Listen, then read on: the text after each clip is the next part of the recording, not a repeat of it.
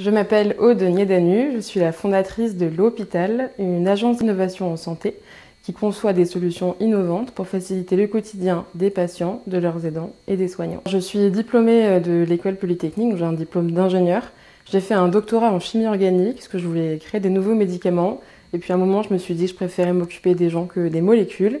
Et donc j'ai été aussi travailler à l'AP-HP dans la direction de l'innovation. Et ça fait maintenant 4 ans que j'ai mon entreprise et que j'ai pu travailler pour de nombreux clients, dont même le ministre de la Santé, Olivier Véran. Pour moi, le numérique, c'est vraiment une opportunité à la fois de partager des idées et de rencontrer des personnes.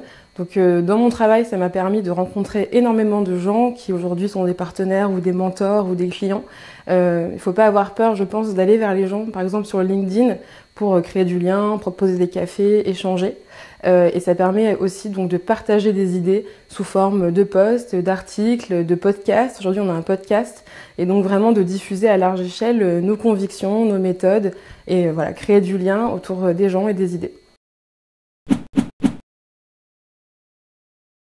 Je pense que le principal frein quand on est une femme dans le milieu professionnel, c'est la présomption d'incompétence. C'est-à-dire qu'avant qu'on commence à parler, les gens partent du principe qu'on n'est pas très compétente et on doit faire notre preuve pour que les gens nous trouvent assez légitimes pour nous écouter. Donc moi, ça m'est arrivé plusieurs fois que je sente qu'en face, on ne me prenait pas au sérieux, jusqu'à ce que j'ai besoin de vraiment lister tous mes diplômes et toutes mes expériences pour qu'on m'écoute.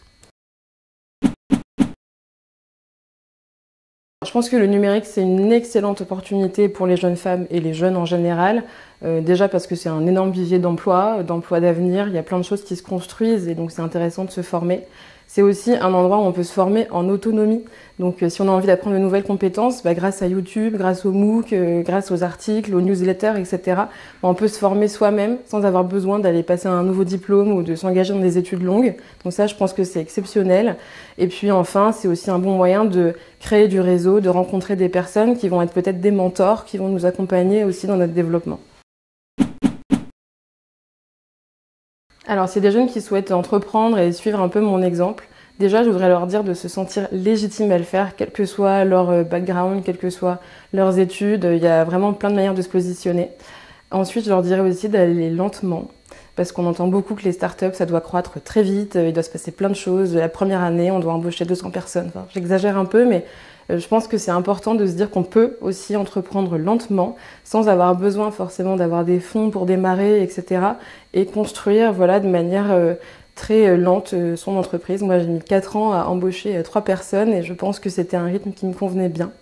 Et puis enfin, ne pas hésiter à demander de l'aide, à demander des conseils, à se tourner autour de nous vers des personnes qui pourraient nous conseiller, puisque ça accélère énormément les réflexions et ça peut vraiment apporter beaucoup de valeur.